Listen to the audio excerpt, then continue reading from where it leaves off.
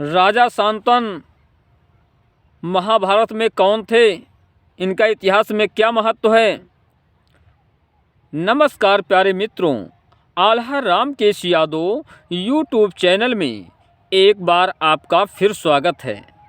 दोस्तों, आज का वीडियो बहुत ही ज्ञानवर्धक एवं रोचक है। आज का विषय है कि राजा शांतनु कौन थे। आइए जानते हैं इस वीडियो में। परंतु आपसे निवेदन है कि हमारी वीडियो में शुरू से अंत तक बने रहें। और यदि आप हमारे चैनल पर नए मेहमान बनकर आए हैं और हमारे चैनल को सब्सक्राइब नहीं किया है तो आपसे निवेदन है कि आप हमारे चैनल को सब्सक्राइब अवश्य कर लेना और घंटी वाला बटन भी दबा देना। आइए दोस्तों, जानते हैं राजा शांतनु महाभारत के युद्ध में क्या भूमिका निभाते हैं और कौन थे। तो आप लोगों को बता रहा हूँ राजा शांतनु का इतिहास। हजारों वर्ष पूर्व प्राचीन भारत में ययाति नाम के राजा राज करते थे। उनकी राजधानी का नाम खांडवप्रस्थ था। आगे चलकर इसका नाम इंद्रप्रस्थ हो गया। इनकी दो रानियां थीं, शुक्राचार्य की पुत्री देवयानी और दूसरी शर्मिष्ठा। देवयानी के दो पुत्र हुए जिनके नाम थे यदु और उर्वश। यदु के नाम पर ही यदुवंशी राजाओं की परंपरा चली। इस वंश में आगे चलकर भगवान श्री कृष्ण का जन्म हुआ था, इसलिए यदुवंश बहुत प्रसिद्ध हुआ मेरे प्यारे दोस्तों। और दूसरी तरफ दूसरी रानी शर्मिष्ठा के 3 पुत्र हुए, किंतु इनमें से केवल छोटा पुत्र पुरु ही प्रसिद्ध हुआ, जो पराक्रमी और माँ बाप का सेवक था। इसलिए राजा ययाति ने उसे अपना उत्तराधिकारी बनाया। उसी पुरु के नाम पर ही उस वंश के राजा पुरुवंशी कहलाए। पुरुवंशी की ही कई पीढ़ियों के पश्चात एक अत्यंत प्रतापी राजा दुष्यंत हुए, जिन्होंने ऋषि की पुत्री शकुंतला से विवाह किया। शकुंतला के बेटे का नाम भरत था। वे बहुत ही बहादुर और पराक्रमी राजा थे। प्राचीन इतिहास से यह बात सिद्ध होती है कि उसी भरत के नाम पर हमारे देश का नाम भारत पड़ा। मेरे प्यारे श्रोता बंधुओं, भरत के नाम पर हमारे देश का नाम भारत पड़ा।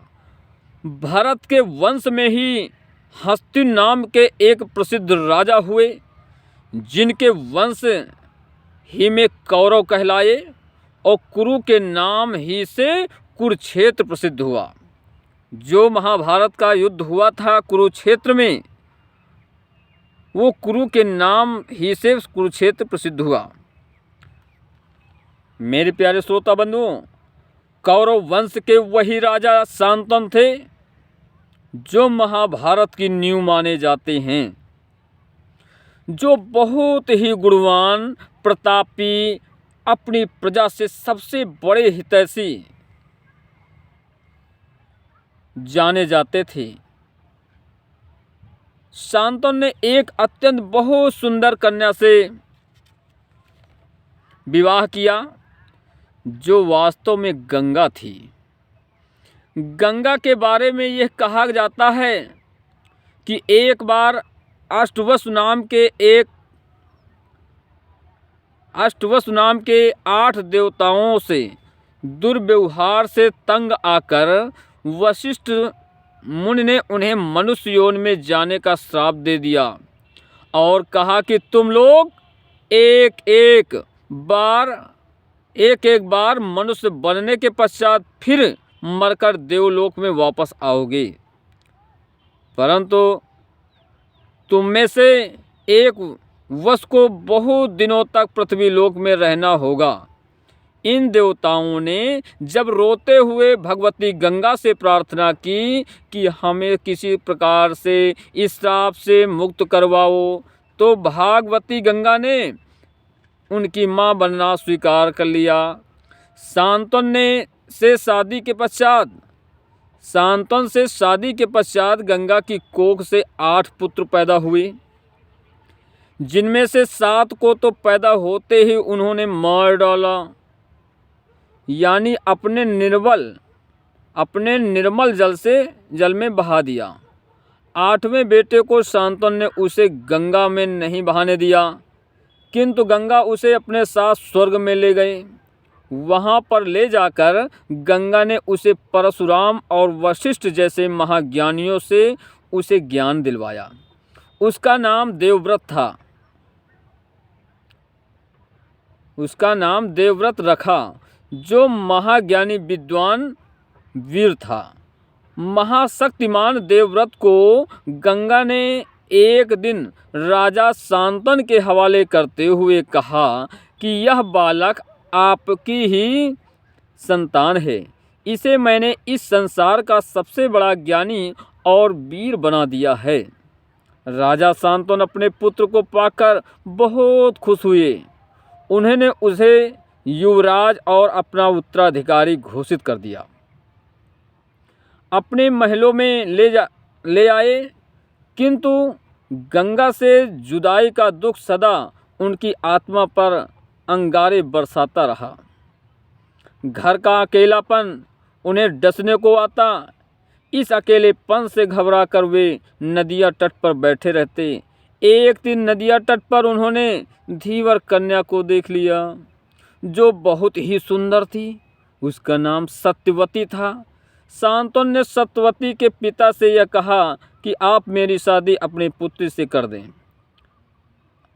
अपने पहले पुत्र देवव्रत की बात भी उन्होंने बता दी। सत्यवती के पिता ने राजा शांतन के सामने शादी की ये शर्त रखी कि मेरी बेटी की संतान ही आपके राज की वारिस होगी। इस शर्त को सुनकर राजा शांतन बड़े चिंतित हुए। वे देवव्रत को कैसे राजपाट से वंचित कर सकते थे। इसी चिंता के कारण वे जब घर में उदास बैठे थे तो देवव्रत ने उनसे उदासी का कारण पूछा। शांतन ने अपने बेटे को सत्यवती की सारी कहानी सुना डाली। अपने पिता को दुख में देखकर स्वयं देवव्रत सत्यवती के पिता के पास जाकर बोले, देखो बंधु, आप मेरे पिता के ही समान हैं। आपने जो शर्त मेरे पिता के सामने रखी है, उसके लिए मैं आपको वचन देता हूँ कि मैं जीवन भर शादी ही नहीं करूँगा। बस यदि उस राजगद्दी पर बैठेगी तो आपकी बेटी की संतान मेरी संतान होगी ही नहीं, इसलिए राजगद्दी के लिए कोई झगड़ा नहीं होगा।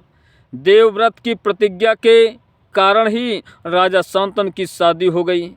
देवव्रत की इस भीषण प्रतिज्ञा के कारण ही उसका नाम भीष्म पितामह पड़ा। देवव्रत की इस भीषण प्रतिज्ञा के कारण ही उनका नाम भीष्म पितामह पड़ा, जो महाभारत के सबसे प्रमुख श्रेष्ठ भाव बनकर हमारे सामने आते हैं। सत्यवती के 2 पुत्र हुए, चित्रांगद और विचित्रवीर्य। शांतन की मृत्यु के पश्चात भीष्म प्रतिज्ञा के अनुसार चित्रांगद की राजगद्दी पर बैठा, किंतु थोड़े समय के पश्चात एक आक्रमणकारी ने हस्तिनापुर पर आक्रमण कर दिया। इस आक्रमण में चित्रांगद शहीद हो गया। उसके स्थान पर भीष्म जी ने विचित्रवीर्य को राजगद्दी पर बैठा दिया। अब भीष्म जी की यह इच्छा थी कि विचित्रवीर्य की शादी कर दी जाए। वो स्वयं तो जीवन भर कुंवारे रहने की प्रतिज्ञा कर चुके थे, इसलिए शांतनु वंश को आगे बढ़ाने के लिए विचित्रवीर्य की शादी आवश्यक है। उन्हीं दिनों भीष्म जी को खबर मिली कि काशी नरेश की 3 लड़कियों का स्वयंवर होने वाला है। बस भीष्म जी वहीं पहुंच गए।